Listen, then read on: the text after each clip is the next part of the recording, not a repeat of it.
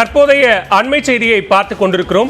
சிறையில் இருக்கும் முன்னாள் அமைச்சர் செந்தில் பாலாஜிக்கு இதய வாழ்வில் மீண்டும் பிரச்சனையா என்பது குறித்து இதயவியல் மருத்துவர் கார்த்திகேயன் தலைமையிலான மருத்துவ குழு தற்போது சிகிச்சை மேற்கொண்டு வருகிறார்கள். இது தொடர்பான கூடுதல் விவரங்களோடு இணைகிறார் சிறப்பு செய்தியாளர் ரகுவரன். தற்போது மீண்டும் அமைச்சர் செந்தில் பாலாஜிக்கு இதய வாழ்வில் பிரச்சனை இருக்கிறதா? தற்போது மருத்துவர்கள் சொல்லக்கூடிய விவரங்கள் என்ன? முன்னாள் அமைச்சர் செந்தில் பாலாஜி நேற்று உடல்நல குறைவு காரணமாக புழல் சிறையிலிருந்து சென்னை ஓமந்தூரார் அரசு மருத்துவமனையில் சேர்க்கப்பட்டிருக்கிறார். அவருக்கு மூச்சு திணறல் மற்றும் தூக்கமின்மை காரணமாக அவர் இந்த மருத்துவமனையில் சேர்க்கப்பட்டிருக்கிறார்.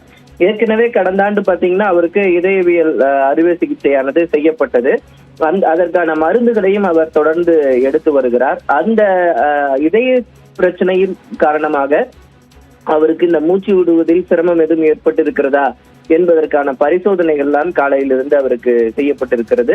தொடர்ந்து அவர் ஓமந்தூரார் மருத்துவமனையில் ஐசியூவில் வைத்து சிகிச்சையானது தொடர்ந்து அவருக்கு வழங்கப்பட்டு வருகிறது.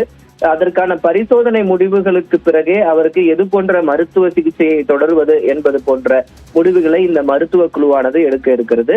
ஓமந்தூரார் மருத்துவமனையில் இவருக்காக ஒரு மருத்துவ குழு கார்த்திகேயன் இதயவியல் பிரிவு மருத்துவர் கார்த்திகேயன் தலைமையில் அமைக்கப்பட்டு முன்னாள் அமைச்சர் செந்தில் பாலாஜிக்கு எது போன்ற சிகிச்சையை தொடர்வது என்பது தொடர்பாக கண்காணித்து வருகிறார்கள்.